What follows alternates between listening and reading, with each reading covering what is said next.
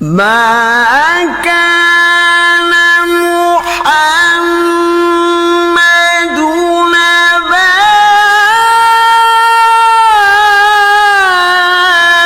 أحد من